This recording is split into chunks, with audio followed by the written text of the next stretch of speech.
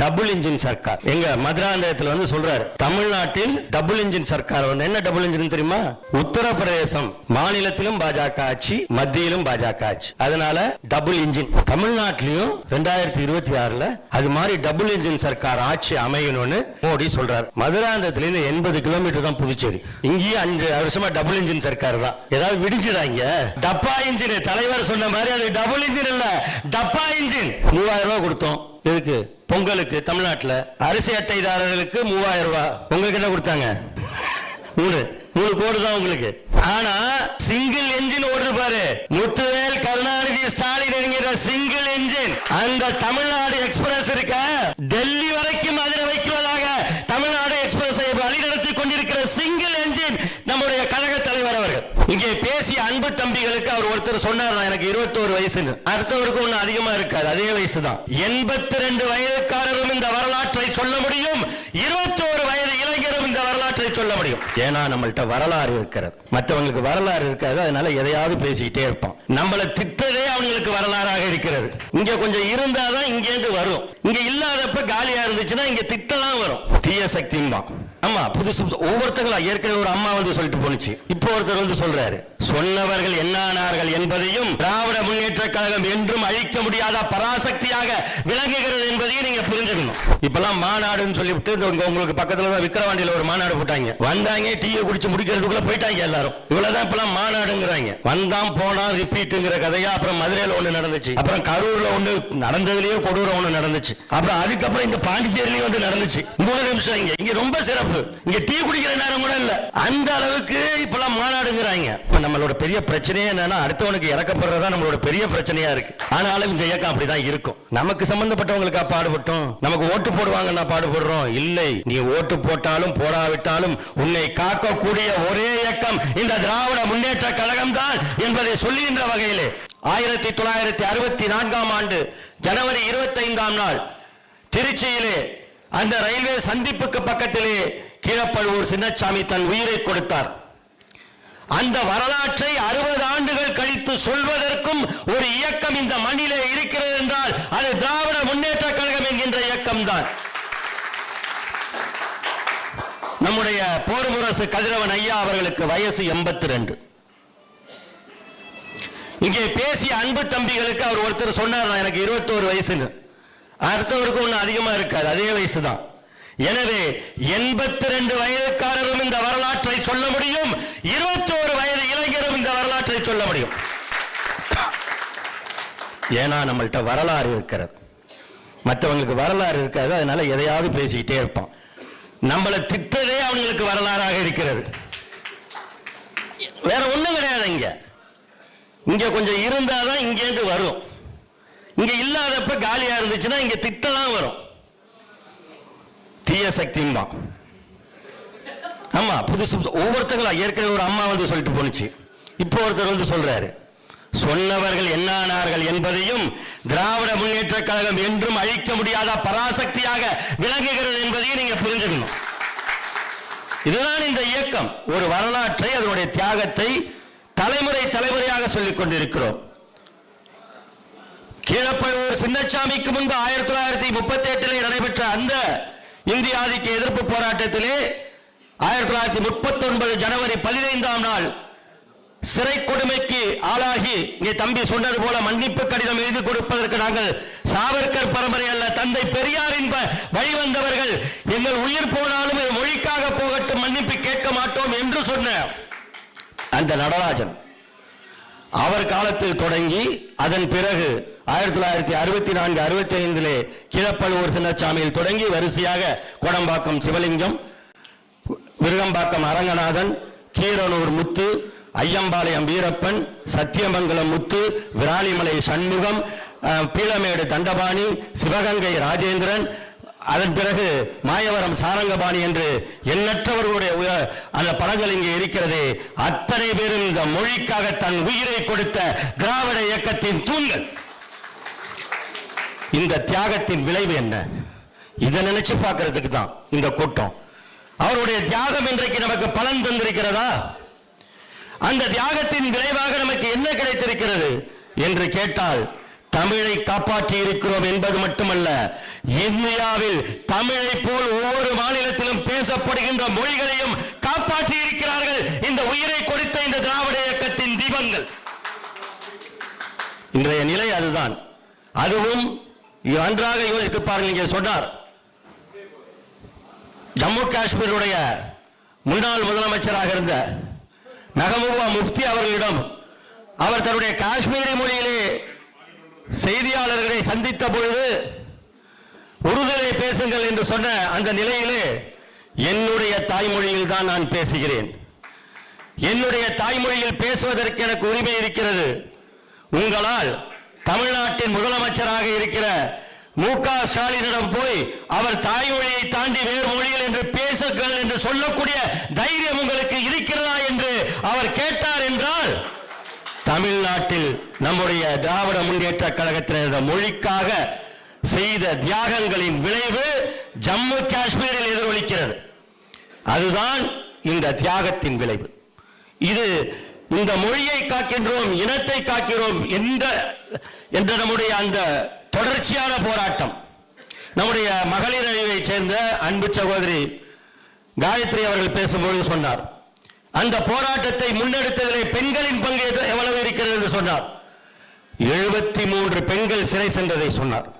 1938ஆம் ஆண்டு தந்தை பெரியார் அவர்கள் தலைமையிலே நடைபெற்ற அந்த இந்திய எதிர்ப்பு போராட்டமாக இருந்தாலும் சரி, 1965 நடந்த மொழி போராட்டமாக இருந்தாலும் சரி, அந்த போராட்டத்திலே பெண்களுடைய பங்கு முக்கியமானது. அதுவும் குறிப்பாக 1938 73 பெண்கள் சிறைக்கு செல்கிறார்கள், கை குழந்தைகளுடன் செல்கிறார்கள்.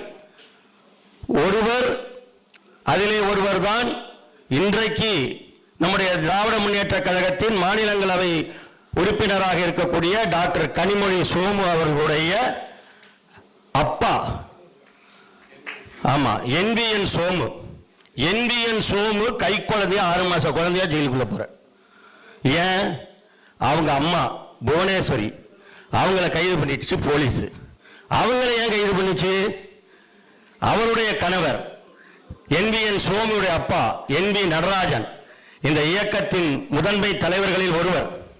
அப்படிப்பட்டவர் அந்த போராட்டத்தை வழிநடத்தும் பொழுது இந்த போராட்டத்தில் தன் குடும்பத்தையும் பங்களிக்க செய்து அவர்களை, அதனால் மற்ற பெண்களுடன் சேர்ந்து புவனேஸ்வரி அம்மாவும் இந்தி ஆதிக்கத்தை எதிர்த்து 14 வயதிலே நம்முடைய முத்தமிழறிஞர் கலைஞர் கொடிபிடித்து திருவாரூர் வீதிகளிலே முழக்கமிட்டு சென்றாரோ, அந்த கையிலே அவர் ஏந்திய தமிழ் கொடியை காலம் முழுவதும் நெஞ்சில் ஏந்தி எந்த இந்தி கோலோச்சுகிறதோ அந்த டெல்லி நாடாளுமன்றத்திலே தமிழை செம்மொழியாக்கி காட்டிய திறமையும் தகுதியும் கொண்ட தலைவர் முத்தமிழறிஞர் கலைஞர். அப்ப நம்ம மொழியை கொண்டு போய் செம்மொழியா வைத்த பிறகு என்ன ஆகுது? ஒன்றிய அரசு அதற்கு நிதி ஒதுக்க வேண்டும். பாரபட்சம் காட்டுறாங்க, இன்னைக்கு வரைக்கும் காட்டுறாங்க, இல்லைன்னு சொல்ல. ஆனால் தவிர்க்க முடியாது. உங்களால் ஒரு மொழியை நீங்கள் அழிக்க வேண்டும் என்று நினைக்கும் பொழுது நாங்கள் திமிரி எழுவோம் என்று சொல்லி ஆதிக்கத்தை எதிர்ப்போம் என்று தமிழை அங்கே கொண்டு போய் நிறுத்துறோம். எங்க? டெல்லியில நிறுத்துறோம். எந்த டெல்லி நம் மீது ஆதிக்கம் செலுத்துகிறதோ இந்தியை கொண்டு, அதுல போய் அங்க போய் நம்ம அதை நிலைநிறுத்தி நமக்கு செம்மொழி அந்தஸ்து கிடைத்த பிறகுதான் இவங்கெல்லாம் தூக்கி வச்சு கொண்டாடுற சமஸ்கிருதத்துக்கே அதிகாரப்பூர்வமாக செம்மொழி தகுதி கிடைத்தது. சமஸ்கிருதத்திற்கான தகுதியும் வாங்கி கொடுத்தது தமிழ்தான். எனவே அந்த நிலையிலே இன்றைக்கு ஒடியா இருக்கிறது, வங்காளி இருக்கிறது, மராத்தி இருக்கிறது, கன்னடம் இருக்கிறது, தெலுங்கு இருக்கிறது, மலையாளம் இருக்கிறது, அதன் பிறகு பாலி மொழி என்று பல மொழிகள் இன்றைக்கு செம்மொழி தகுதியை இந்தியாவில் பெற்றிருக்கிறது என்றால் அது இவர்களின் தியாகத்தால் விளைந்த பலன். இல்லைன்னா அழிச்சிருவாங்க. ஏனென்றால் இந்தி ஆதிக்கம் என்பது அப்படிப்பட்டது. இந்தி என்பது குட்டி, சமஸ்கிருதம் என்பது தாய். இந்த குட்டியை விட்டு என்ன பண்ணுவாங்கன்னா ஒவ்வொரு மொழியையும் ஆதிக்கம் செலுத்துவதுதான் அவர்களுடைய வேலை. 60 ஆண்டுகளுக்கு முன்பு, இன்னும் சொல்ல போனால் ஏறத்தாழ 90 ஆண்டுகளுக்கு முன்பே இதை உணர்ந்த ஒரே மாநிலம் தமிழ்நாடு. அதற்கு காரணம் இங்கே திராவிட இயக்கம் இருந்தது. தமிழ்நாடு நான் சொல்றேன்னா புதுச்சேரி சேர்த்து தான் சொல்றேன், பிரிச்சுட்டு சொல்றேன்னு சொல்லாதீங்க. ஏன்னா வரப்போற 2026 தமிழ்நாட்டிலும் புதுச்சேரியிலும் ஒரே தேர்தல் முடிவு தான் வரப்போகிறது. அது வெற்றி முடிவாகத்தான் வரப்போகிறது. அதனால இனிமேல் நான் தமிழ்நாடு சொன்னா புதுச்சேரியை சேர்த்துட்டு சொல்றேன்னு நீங்கள் அதை கருதி வேண்டும் என்று உங்களிடம் கேட்டுக்கொள்கிறேன். உண்மையாகவே இந்த போராட்டத்தில், அதுவும் 65ஆம் ஆண்டு நடைபெற்ற இந்த மொழிப்போரிலே இங்கே இந்த புதுச்சேரியினுடைய பங்கு மிக முக்கியமானது. தமிழ்நாட்டிலே நான் சொன்னேன், இத்தனை பேரை சொன்னேன், இவங்கெல்லாம் ஊர் பெயருடன் சொன்னேன், எந்தெந்த ஊருக்காரங்க அவங்க உயிர் தியாகம் செய்ததை சொன்னேன். முத்தமிழறிஞர் கலைஞர் தனிமை சிறையிலே பாளையங்கோட்டையிலே அடைக்கப்பட்டார். அன்றைக்கு இருந்த சட்டத்தின்படி, பாதுகாப்பு தடை சட்டத்தின்படி முத்தமிழறிஞர் கலைஞரை அவர்தான் இந்த போராட்டத்தை தூண்டிவிடுகிறார் என்று சொல்லி முரசொலியிலே எழுதி அவர் இதை தூண்டிவிடுகிறார் என்று 1964-65 அவரை பாளையங்கோட்டை தனிமை சிறையிலே அடைக்கிறார்கள். முரசொலி மாறனை அடைக்கிறார்கள். பேரறிஞர் அண்ணா தொடங்கி கழகத்தினர் பலரும் ஜனவரி 26 அன்று கருப்பு கொடி ஏற்றியும் அரசியல் சட்ட நகலை எரித்தும் கைதாகி சிறை செல்கிறார்கள். அப்படிப்பட்ட போராட்டம் நடைபெற்றுக் கொண்டிருந்த நேரத்திலே இந்த புதுச்சேரியிலே, இந்த புதுச்சேரி எப்பொழுதுமே தமிழ் மணக்கின்ற மண் என்றால் அது புதுச்சேரி. காரணம், புரட்சி கவிஞரை தந்த மண் இது. 1938 நடராஜனும் தாளமுத்துவும் உயிரிழந்த, சிறைவாசத்திலே உயிரிழந்த அந்த போராட்டத்தின் பொழுது 1938 புதுச்சேரி பிரெஞ்சு ஆட்சியின் கீழ் இருக்கிறது. சென்னை மாகாணம் எனப்பட்ட தமிழ்நாடு உள்ளிட்ட பகுதிகள் பிரிட்டிஷ் ஆட்சியிலே இருக்கிறது. அந்த பிரிட்டிஷ் ஆட்சியிலே ஒரு மாகாணத்திற்கான அதிகாரத்தை கொடுத்து அதற்கு முதலமைச்சரானவர் தான் ராஜாஜி. அவர் தான் இந்தியை திணிக்கிறார். அந்த பிரச்சனை உங்களுக்கு கிடையாது. இங்க புதுச்சேரிக்கு 38 பிரச்சனை கிடையாது. சென்னை மாகாணம் தமிழ்நாட்டுக்கு தான் பிரச்சனை.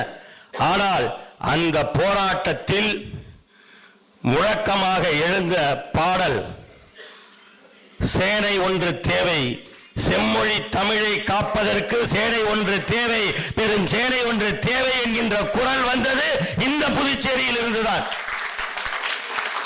1938-39 எழுதப்பட்ட அந்த பாடல் தான் 1942, 1948, 1952, 1954, 1965 வரை அந்த பாடல் தான் இந்திய ஆதிக்கத்தை எதிர்க்கக்கூடிய அந்த முழக்கமாக இருந்தது.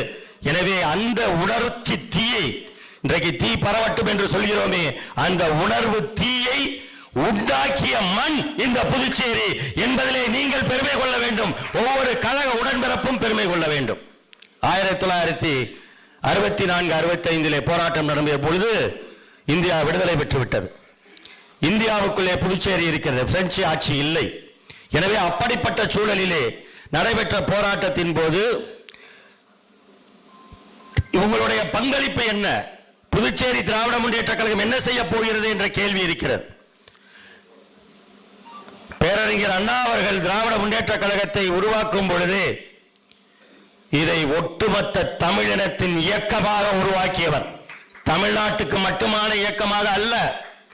1956 1951 முதல் மாநில மாநாடு சென்னையிலே நடைபெறுகிறது. திராவிட முன்னேற்ற கழகத்தினுடைய முதல் மாநில மாநாடு கட்சி தொடங்கி 2 ஆண்டுகளில் நடைபெறுகிறது. 4 நாட்கள் நடைபெறுகிறது மாநாடு. இப்பெல்லாம் மாநாடுன்னு சொல்லிவிட்டு உங்களுக்கு பக்கத்துல தான் விக்கிரவாண்டியில் ஒரு மாநாடு போட்டாங்க. வந்தாங்க, டீயை குடிச்சு முடிக்கிறதுக்குள்ள போயிட்டாங்க எல்லாரும். இவ்வளவுதான் இப்பெல்லாம் மாநாடுங்கிறாங்க.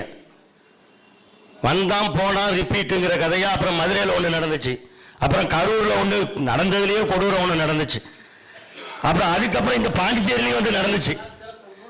3 நிமிஷம். இங்க ரொம்ப சிறப்பு. இங்க டீ குடிக்கிற நேரம் கூட இல்ல, அந்த அளவுக்கு இப்பெல்லாம் மாநாடுங்கிறாங்க. ஆனால் 4 நாட்கள் மாநாட்டிலே பர்மாவில் இருந்து, இலங்கையில் இருந்து, கர்நாடகத்தில் இருந்து, புதுச்சேரியில் இருந்து, மராட்டியத்தில் இருந்து திராவிட முன்னேற்ற கழகத்தின் தொண்டர்கள் அணிவகுத்தார்கள் என்றால் கட்சி தொடங்கி 2 ஆண்டுகளில் இது தமிழகத்தின் ஒட்டுமொத்தமான இயக்கம் என்பதை அடையாளம் காட்டியவர் பேரறிஞர் அண்ணா. அதனால்தான் புதுச்சேரி விடுதலைக்கு, பிரெஞ்சு ஆட்சியில் இருந்த புதுச்சேரி விடுதலைக்காக நடைபெற்ற போராட்டத்தில் திராவிட முன்னேற்ற கழகம் பங்கெடுக்கும் என்று அறிவித்து அதற்காக திராவிட முன்னேற்ற கழகத்தினரை சிறைக்கு அனுப்பிய வரலாறு இந்த இயக்கத்திற்கு உண்டு. எனவே புதுச்சேரி விடுதலையில் எப்படி திராவிட முன்னேற்ற கழகத்திற்கு பங்கு உண்டோ அதுபோல் 1964 நடைபெற்ற மொழி போராட்டத்திலே புதுச்சேரி திமுகவிற்கு முக்கிய பங்கு உண்டு. எனவே அந்த போராட்டத்தை எப்படி, அன்னைக்கு தென்னார்காடு ஜில்லா, கடலூர் எல்லாம் அன்னைக்கு தென்னார்காடு ஜில்லா, அந்த தென்னார்காடு ஜில்லாவில் இருந்து மிகப்பெரிய அளவிலே போராட்டம் நடைபெறும் பொழுது அதனை ஒட்டி இருக்கக்கூடிய இந்த புதுச்சேரியில் இருந்து 5 அணிகள் செல்கின்றன.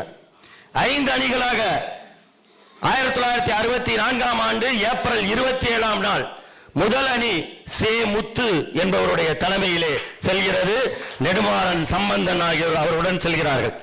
இரண்டாவது அணி கோ சாரங்கம் என்பவர் தலைமையிலே செல்கிறது. கண்ணன் சுப்பிரமணி ஆகியோர் அவருடன் செல்கிறார்கள். மூன்றாவது அணி வி சுப்புரத்னம் என்பவர் தலைமையிலே செல்கிறது. கரிகாலன் குப்புசாமி உள்ளிட்டோர் அவருடன் செல்கின்றனர். நான்காவது அணி ஏ புவியரசு அவருடைய தலைமையிலே செல்கிறது. அதிலே கோபாலகிருஷ்ணன் மாரிஸ் என்பவர்கள் செல்கிறார்கள். ஐந்தாவது அணி எம் ஆனந்தன் என்பவர் தலைமையிலே செல்கிறது. RS மணி மாறன் உள்ளிட்டோர் அதிலே செல்கிறார்கள். கழகத்தினுடைய அலுவலகத்தில் இருந்த திராவிட முன்னேற்ற கழக புதுச்சேரி மாநில அலுவலகம் அப்பொழுது டியூப்ளக்ஸ் சாலை என்று சொல்லப்பட்டு இன்றைக்கு பெருமைக்குரிய நேரு வீதியாக இருக்கின்ற அங்கிருந்து புறப்பட்டு தலைமை அஞ்சலகத்தை நோக்கி, புதுச்சேரி தலைமை அஞ்சலகத்தை நோக்கி அந்த அணி அணியாக செல்கிறார்கள். போராடுகிறார்கள். இந்தி எழுத்துக்களை அழிக்கிறார்கள். இந்திக்கு எதிராக முழக்கமிடுகிறார்கள். தமிழ் வாழ்க என்று குரல் கொடுக்கிறார்கள். போலீஸ் கைது செய்கிறது. சிறையிலே அடைக்கப்படுகிறார்கள். 15 பேர் சிறையிலே அடைபடுகிறார்கள். இந்த 15 பேருக்கும் அவர்கள் வெளியில வந்தது எப்படின்னா ஜூலை மாதம் 16ஆம் தேதி தான் வராங்க. ஏப்ரல்ல போனவங்க ஜூலைல வராங்க. 3 மாத காலம் சிறைவாசம். சிறையிலன்னா சொன்னாங்களே இப்ப இருக்கிற மாதிரி வசதியெல்லாம் கிடையாது. அதுவும் கலைஞர் முதலமைச்சரான பிறகு சிறையில எல்லாம் நிறைய சீர்திருத்தம் பண்ணி சிக்கன் வரைக்கும் போட ஆரம்பிச்சிட்டார். ஆமா, அவங்களும் மனிதர்கள் தானே. அவங்களுக்கு நம்ம எல்லாருக்கும் முதல்ல எல்லாரும் நம்மளோட பெரிய பிரச்சனையே என்னன்னா அடுத்தவனுக்கு இறக்கப்படுறதா நம்மளோட பெரிய பிரச்சனையா இருக்கு. ஆனாலும் இந்த இயக்கம் அப்படிதான் இருக்கும். நமக்கு சம்பந்தப்பட்டவங்களுக்கா பாடுபட்டோம்? நமக்கு ஓட்டு போடுவாங்கன்னா பாடுபடுறோம்? இல்லை. நீ ஓட்டு போட்டாலும் போடாவிட்டாலும் உன்னை காக்கக்கூடிய ஒரே இயக்கம் இந்த திராவிட முன்னேற்ற கழகம் தான் என்பதை சொல்லுகின்ற வகையிலே அன்னைக்கு ஜெயிலுக்கு போனவங்களுக்கும் அன்னைக்கு எதுவும் வசதி கிடையாது. அப்ப இந்த மாநிலத்தினுடைய பொறுப்பிலே இருந்த புதுவை சிவம் அவர்கள், சிவபிரகாஷ் அவருக்கு கடிதம் எழுதுறாரு. அந்த முத்து என்ன எழுதுறாரு அப்படின்னா, இது மாதிரி ஜெயிலில் இருக்கும், நீங்க அது என்ன கேட்கிறாங்கன்னா, ஏன்னா எல்லாரும் போய் பார்க்கறதுக்கே சிரமமா இருக்கு, யாரையும் பார்க்கவும் அனுமதிக்க மாட்டேங்கிறாங்க. நாவலரும் கலைஞரும் வந்தாங்கன்னா கொஞ்சம் சொல்லி எங்களை ஜெயிலில் பார்க்க சொல்லுங்க, எங்க எல்லாருக்கும் தெம்பா இருக்கும். இது ஒண்ணுதாயா அன்னையிலிருந்து இன்னைக்கு வரைக்கும் திமுக காரன் கேட்கறது, எங்கள் தலைவர்களை நாங்கள் பார்த்தால் போதும், அதுவே எங்களுக்கு பெரும் பலம் என்று நாவலரையும் அண்ணா கலைஞரையும் கேட்ட மாதிரி இன்னைக்கு வரைக்கும் நம்ம தலைவரையும் இளம் தலைவரையும் பார்க்கணும் அப்படிங்கிற எண்ணம் எப்படி இருக்கும். இதுதான் இந்த கட்சியோட ஜீன்லயே இருக்கு, மரபணுல இருக்குது. இது சும்மா ஏதோ கோஷம் போட்டுட்டு போறது இல்ல, இது உணர்வு. அப்ப சொல்றாரு பார்க்க சொல்லுங்க. அது மாதிரி நீங்க அண்ணாவை பார்த்தீங்கன்னாலும் சொல்லுங்க, நாங்களாம் இது மாதிரி சிறைப்பட்டிருக்கோங்கிறத சொல்லுங்க. அப்புறம் நீங்க ஒரு 10 ரூபா அனுப்பிடுங்க. எவ்வளவு? 10 ரூபா. எங்களுக்கு இந்த செலவு ஜெயிலில் ரொம்ப கெடுபடியா இருக்கு, இந்த சோப்பு வாங்குறது இதெல்லாம் வாங்குறதுக்கு. இந்த 10 ரூபா 10ல் ஒரு 5 ரூபா எப்படியாவது கொடுத்தீங்கன்னா போதும், வேற எதுவும் கேட்கல, ஒரு 5 ரூபா கொடு. இதுதான் இந்த இயக்கத்தின் தொண்டன். புதுச்சேரியில் நடந்தது. இந்த மொழிக்காக நாங்கள் சிறைப்பட தயார், நாங்கள் அதற்கான துன்பங்களை தாங்க தயார், எத்தனை காலமானாலும் இருக்க தயார். எங்களுடைய அடிப்படை தேவை நிறைவேறினால் போதும், அது கூட முடியாவிட்டாலும் பரவாயில்லை. நாங்கள் சிறைப்பட்டு இருக்கிறோம் என்பது இந்த இயக்கத்தின் தலைமைக்கு தெரிந்தால் அதைவிட பெருமை எங்களுக்கு வேறு எதுவும் கிடையாது என்று நின்றவர்கள் இந்த புதுச்சேரி மண்ணிலே உள்ளவர். இதுதான் இந்த புதுச்சேரி மொழி போராட்டத்தில் அளித்திருக்க மகத்தான பங்களிப்பு. எனவே அப்படிப்பட்ட புதுச்சேரி இன்றைக்கு எந்த நிலையிலே இருக்கிறது? சொன்னாங்களே புதுச்சேரியோட நிலைமை எப்படி இருக்குன்னு முன்னாடி பேசினவங்க எல்லாம் சொன்னாங்க. தமிழ்நாடு எப்படி இருக்கு, புதுச்சேரி எப்படி இருக்கு? என்னுடைய சொந்த ஊர் கலைஞரின் திருவாரூர். எனக்கு பக்கத்தில் தான் 30 கிலோமீட்டர் தான் காரைக்கால். அங்கேருந்து 30 கிலோமீட்டர். இங்கே நான் சென்னையில் தான் இருக்கேன். திருவாரூர்லேருந்து சென்னை போகணும்னா உங்கள் புதுச்சேரி வழியாக தான் ஒவ்வொரு முறையும் போகிறோம், ஒவ்வொரு முறையும் வரேன். அப்பப்போ போகும்பொழுது மணிமாறனுக்கு மட்டும் ஒரு மெசேஜ் கொடுத்துருவேன். நான் போகிறது நள்ளிரவு நேரமாக இருக்கும், அதனால் யாரையும் தொந்தரவு பண்ணாமல் போயிடுவேன். ஏதாவது ரொம்ப முக்கியமாக இருந்தால் மட்டும் சொல்லுவேன். நான் சிறு வயதில் இருக்கும் பொழுது எங்களுக்கெல்லாம் சொல்கிறது எப்படின்னா, ரோடுனா பாண்டிச்சேரி மாதிரி இருக்கணும், காரைக்கால் மாதிரி இருக்கணும். ஊருனா பாண்டிச்சேரி மாதிரி இருக்கணும், காரைக்கால் மாதிரி இருக்கணும். ஹாஸ்பிட்டல்னா ஜிப்மர் மாதிரி இருக்கணும் அப்படின்னு சொல்லப்பட்ட காலம் போய் இப்ப நீங்க என்ன சொல்றீங்கன்னா மாநிலம்னா தமிழ்நாடு மாதிரி இருக்கணையா, முதலமைச்சர் தான் முத்துவேல் கருணாநிதி ஸ்டாலின் மாதிரி இருக்கணையா அப்படின்னு சொல்லக்கூடிய கட்டத்துக்கு நீங்க வந்திருக்கீங்க. ஏன் இங்கு அப்படிப்பட்ட ஒரு மோசமான ஆட்சி நடைபெற்றுக் கொண்டிருக்கிறது. மக்களை பற்றி சிந்திக்காத, மக்களின் உரிமைகளை தராத, மக்களுக்கு தேவையானதை அல்லது இதனுடைய சொன்னாங்க. நம்முடைய மாநில அமைப்பாளர் சொன்னார், மாநில அந்தஸ்து புதுச்சேரிக்கு மாநில அந்தஸ்துங்கிறது நீண்ட கால கோரிக்கை. அது திராவிட முன்னேற்ற கழகம் தொடர்ந்து வழங்கி வருகின்ற கோரிக்கை. எனக்கு தெரிஞ்சு ஒரே ஒரு ஆள் தான் வந்து அவர் தமிழ்நாட்டின் முதலமைச்சராக இருந்த எம்ஜிஆர் அவர்கள் தான் மாநில அந்தஸ்தை தாண்டி புதுச்சேரியை கொண்டு வந்து தமிழ்நாட்டில் சேர்க்கிறேன்னு சொன்ன ஒரே அறிவியல் அவர் தான். ஆமா, எம்ஜிஆர் தான். மற்றபடி எல்லாருமே வந்து புதுச்சேரிக்கு மாநில அந்தஸ்தை பத்தி பேசிட்டு இருக்கோம். ஆனால் கிடைச்சிருமா? நாம் ஆட்சிக்கு வந்தாலும் அதை முன்னெடுப்போம் என்பதில் எனக்கு மாற்று கருத்து இல்லை. ஏனென்றால் திராவிட முன்னேற்ற கழகத்தால் மட்டும்தான் அதை முன்னெடுக்க முடியும். ஆனால் நிறைவேற்றுவது எப்படி? நீங்கள் நன்றாக யோசித்து பாருங்கள். இந்தியா விடுதலை அடைவதற்கு முன்பு பிரிட்டிஷார் ஆட்சியிலே சென்னை மாகாணம், ஐயா வந்திருக்காங்களே நம்முடைய போர்முரசு அவர்கள், கதிரவன் அவர்கள், அவர் வந்து கர்நாடகாவிலேருந்து வந்திருக்கார். அன்றைக்கு அவர் இருந்த இடமும் தமிழ்நாட்டுடன் தான் இருந்துச்சு. கேரளாவின் பல பகுதிகள் நம்மளோட இருந்துச்சு. ஆந்திராவின் பெரும்பகுதிகள், இன்னைக்கு தெலுங்கானான்னு சொல்ற போக மிச்சம் இருக்கிற ஆந்திரா, இன்னைக்கு தனியா இருக்கிற ஆந்திராவே இங்கே தான் இருந்துச்சு.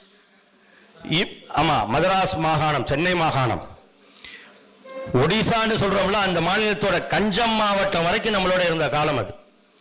அது மாதிரி மத்திய மாகாணம், பம்பாய் மாகாணம், கொல்கத்தா மாகாணம், ஐக்கிய மாகாணம், இதுதான் இன்னைக்கு இருந்த மொத்தமா ஸ்டேட். சுதந்திரம் அடைந்த பிறகு நேரு அவர்கள் காலத்திலே 1956ஆம் ஆண்டிலே மொழிவாரி மாகாணங்கள் உருவாக்கப்பட்டன. அதில் தான் தமிழ்நாடு, கேரளா, ஆந்திரா, அதுக்கப்புறம் வந்து பம்பாய், குஜராத், மகாராஷ்டிரா, குஜராத்னு அந்தந்த மொழிகளின் அடிப்படையில் உருவானிச்சு மாநிலங்கள், பஞ்சாப் என்றெல்லாம் உருவானிச்சு. இது நேரு காலத்தில். நேரு காலத்திற்கு பிறகு மாநிலங்கள் உருவாகி இருக்கின்றன. என்ன மாதிரி மாநிலங்கள்?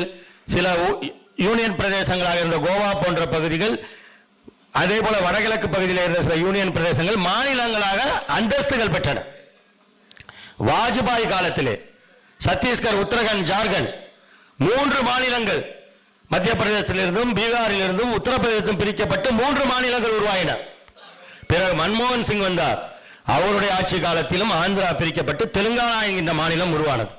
இப்படி மாநிலங்களாக அது வரும் பொழுது அதனுடைய, ஏன் நம்ம மாநில அந்தஸ்துன்னு சொல்றோம், அப்படி வந்தால் அதனுடைய தகுதி உயரும், அதற்கான நிதி வசதிகள், ஆதாரங்கள், அதனுடைய அதிகாரம் என்பது உயரும் என்பதற்காக கேட்கிறோம்.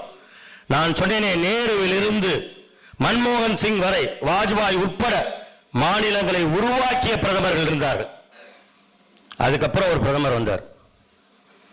அவர் வந்த பிறகு முதல் முறையாக இந்தியாவில் ஒரு மாநிலமாக இருந்த ஜம்மு காஷ்மீர் என்பது பிளக்கப்பட்டு, ஜம்மு காஷ்மீர் ஒரு யூனியன் பிரதேசமாகவும் லடாக் தனி யூனியன் பிரதேசமாகவும் இந்தியாவின் தலைப்பகுதியிலே ஒரே போடு போட்டு 2ஆக பொளந்த, 2ஐயும் மாநில அந்தஸ்தை பறித்த ஒரு பிரதமர் இருக்கிறார் என்றால் அது மோடி.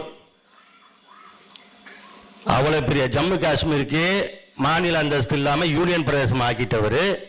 புதுச்சேரியை யூனியன் பிரதேசமா இருக்க புதுச்சேரியை மாநில அந்தஸ்துன்னு கேட்டோம்னா கொடுத்துருவாரா?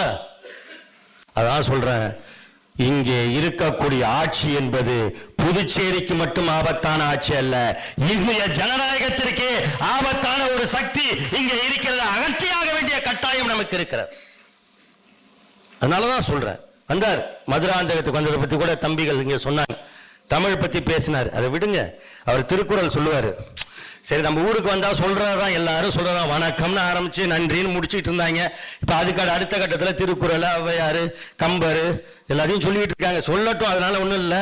ஆனா என்ன ஒண்ணு, வள்ளுவர் 1330 குறள் தான் எழுதினாரு. 1331வது 1332வது எல்லாம் இவங்க கிட்டதான் நம்ம கேட்கிறோம். அது தேர்தல் வந்தா இன்னும் அதிகமா இருக்கும். வெள்ளச்சாமியை கையிலேயே பிடிக்க முடியாதியா அப்படிங்கிற மாதிரி இவங்க தேர்தல் வந்தா படுத்துற பாடு. அதை விட்டுருங்க, அதுக்குள்ள நான் போகல. அது தம்பிகள் அழகாகவே சொல்லிட்டாங்க. நான் சொல்ல வந்தது, அங்க வந்து என்ன சொன்னாரு, டபுள் இன்ஜின் சர்க்கார். எங்க மதுராந்தகத்தில் வந்து சொல்றாரு, தமிழ்நாட்டில் டபுள் இன்ஜின் சர்க்கார். என்ன டபுள் இன்ஜின் தெரியுமா?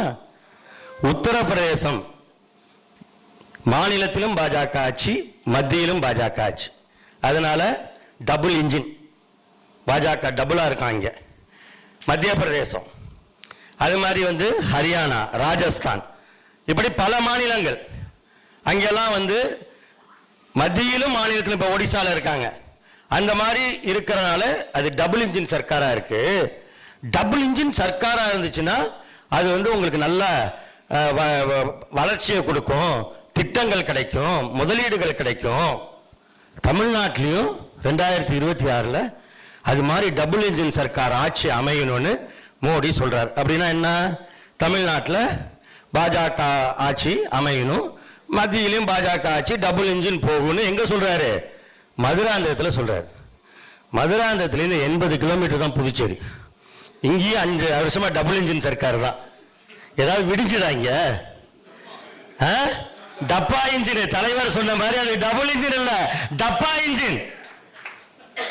ஆனா சிங்கிள் என்ஜின் ஓடுது பாரு, முத்துவேல் கருணாநிதி ஸ்டாலின் என்கிற சிங்கிள் என்ஜின். அந்த தமிழ்நாடு எக்ஸ்பிரஸ் இருக்க, டெல்லி வரைக்கும் மதுரை வைக்குவதாக தமிழ்நாடு எக்ஸ்பிரஸை வழிநடத்தி கொண்டிருக்கிற சிங்கிள் என்ஜின் நம்முடைய கழக தலைவர் அவர்கள். அப்ப எத்தனை திட்டங்கள் கேட்கிறீங்களா? இப்ப 3000 ரூபாய் கொடுத்தோம். எதுக்கு? பொங்கலுக்கு. தமிழ்நாட்டில் அரிசி அட்டைதாரர்களுக்கு 3000 ரூபாய். உங்களுக்கு என்ன கொடுத்தாங்க? 3 கோடி தான் உங்களுக்கு. டபுள் இன்ஜின் சர்க்கார் தானே. இங்க கொடுத்தாங்களா? எப்ப கொடுத்தாங்க? சரி, நம்ம கொடுத்ததுக்கு அப்புறம் அதை சொல்லுங்க, அதை சொல்லுங்க. பொங்கல் முடிஞ்சு பானையெல்லாம் வழிச்ச பிறகு, கழுவின பிறகு கொடுத்தாங்க. சரி, நல்லது. நம்ம கொடுத்த பிறகு நான் கேட்கறது இன்னொன்னு சொல்ல, அடுத்த விஷயத்துக்கு. சரி சரி சரி, ரைட் ரைட். அது நீங்க தெளிவா இருக்கீங்க. அடுத்த முறை கண்டிப்பா இங்க வந்து விரட்டிடுவீங்கிற நம்பிக்கை எனக்கு இருக்குது. அதேதான். மகிழ்ச்சி சொல்லிடுறேன். அப்ப நம்முடைய தமிழ்நாடு அரசுடைய திட்டங்கள், இப்ப நான் தான் சொல்றேன், இவங்க வந்தா என்ன பண்ணுவாங்கிறதுக்கு டபுள் இன்ஜின் சர்க்கார் வந்ததுன்னா திட்டங்களை கொண்டு வராங்களா? இல்ல எத்தனை திட்டங்கள் வந்திருக்கு? உங்க ஏர்போர்ட் என்னாச்சு? ஏர்போர்ட் என்னாச்சு? உங்களுக்கு ஒரு வளர்ச்சி. நான் உத்தரப்பிரதேசத்தில் இத்தனை ஏர்போர்ட் கொடுத்துருக்கேன், டபுள் இன்ஜின் சர்க்கார்னா இல்ல. புதுச்சேரியோட ஏர்போர்ட் நிலைமை என்ன? புதுச்சேரிக்கு புதுசாக கிடைத்திருக்கிற வேலை வாய்ப்பு என்ன? ஏதாவது இருக்கா? எதுவுமே கிடையாது. டபுள் இன்ஜின் சர்க்கார் என்ன பண்ணிருக்கு? ஆனா எங்க தமிழ்நாட்டில் வந்து பாருங்க, எத்தனை திட்டங்கள். ஒவ்வொரு குடும்பமும் பலன் பெறக்கூடிய வகையிலே பலன் பெறுதுன்னா மாசம் 1000 ரூபாய் கொடுக்கிற மகளிர் உரிமை திட்டம் மட்டும் கிடையாது, அவர்களை அழைத்து செல்கின்ற விடியல் பயணம் திட்டம் மட்டும் கிடையாது, நான் முதல்வன் என்று ஒரு திட்டம்.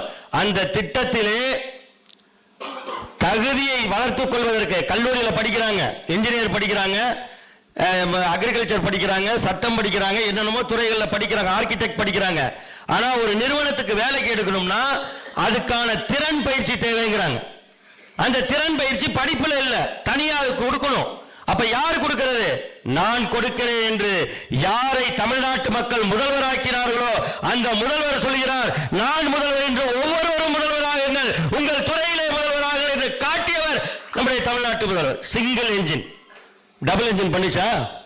இன்னொன்னு சொல்றேன், நீங்க டிவி பார்க்கும் பொழுது எங்க தமிழ்நாட்டு நிகழ்ச்சிகள் தான் உங்களுக்கு அதிகமா, செய்திகள் தான் அதிகமா வரும். கல்வி சிறந்த தமிழ்நாடுன்னு ஒரு நிகழ்ச்சி, வெல்லும் தமிழ் பெண்கள்னு ஒரு நிகழ்ச்சி, உலகம் உங்கள் கையில்னு ஒரு நிகழ்ச்சி. 3 நிகழ்ச்சியை பார்த்திருக்கீங்களா? இது வரைக்கும் எப்படி நிகழ்ச்சி இருக்கும்?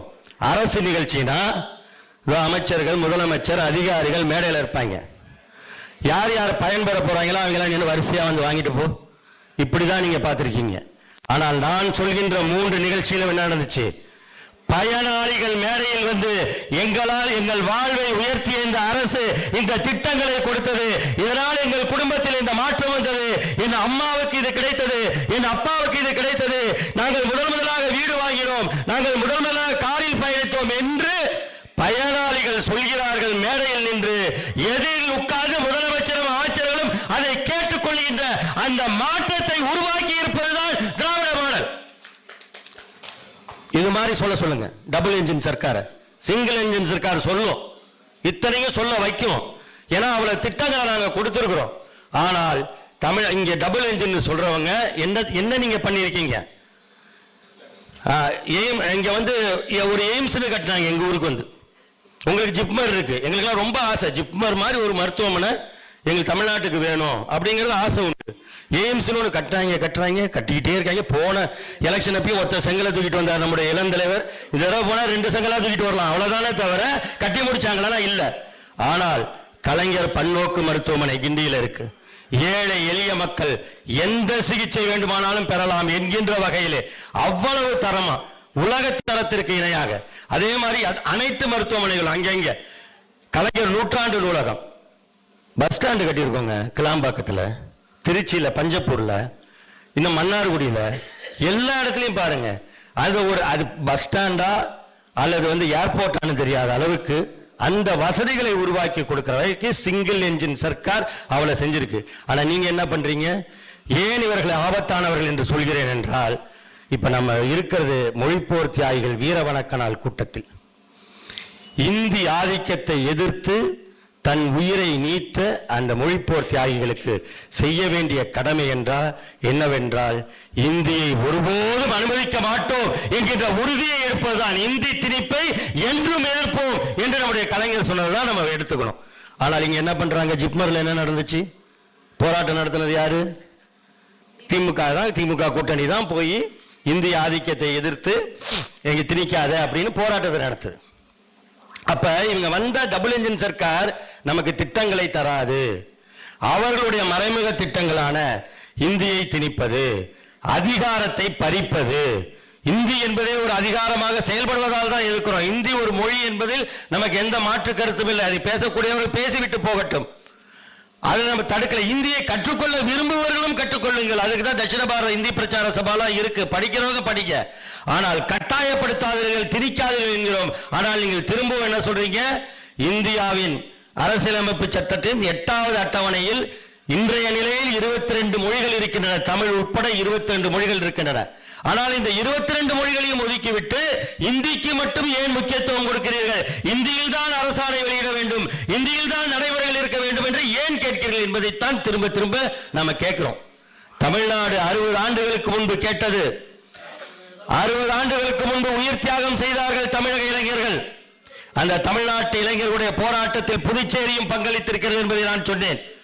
60 ஆண்டுகளுக்கு முன்பு தமிழ்நாடும் புதுச்சேரியும் கேட்டதைத்தான் இன்றைக்கு இவருடைய கர்நாடக மாநிலத்தில் இருப்பவர்கள் கேட்கிறார்கள். மெட்ரோ ரயில் நிலையங்களிலே பெங்களூரிலே இந்தி எழுத்துக்களை எழுதி வைக்கிறார்கள்.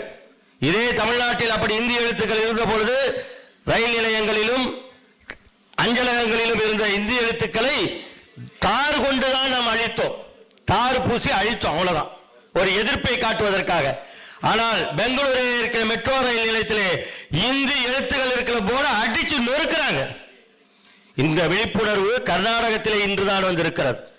மகாராஷ்டிரா, அதனுடைய தலைநகரம் மும்பை, முன்பு அது பம்பாய். நாம் இந்திய எதிர்ப்பு போராட்டத்தை நடத்தி கொண்டிருந்த பொழுது எல்லாரும் கேட்பாங்க, இந்தி படிக்கலன்னா எப்படி பம்பாயில போய் எப்படி பழைப்பேன்னு கேட்பாங்க. இந்தி படிக்காம தடுத்துட்டா எப்படி பம்பாயில போய் வேலை பார்ப்பீங்க அப்படின்னு கேட்பாங்க. ஆனால் இன்றைக்கு அந்த மும்பையில் என்ன நடக்கிறது? மும்மொழி கொள்கை இங்கே வேண்டாம், இந்தியை திணிக்காதே, எங்கள் மராட்டிய மொழியை வாழவிடு என்று தமிழ்நாடு அன்றைக்கு கொடுத்த குரலை இப்பொழுதுதான் மகாராஷ்டிரா ஒலிக்கிறது. அந்த நேரத்தில் புதுச்சேரியில் கொண்டு வந்து மும்மொழி திட்டத்தை, அந்த கல்வி திட்டத்தை கொண்டு வருவதற்கு இந்த டபுள் இன்ஜின் சர்க்கார் எல்லா வேலைகளையும் பார்த்துட்டு இருக்கு.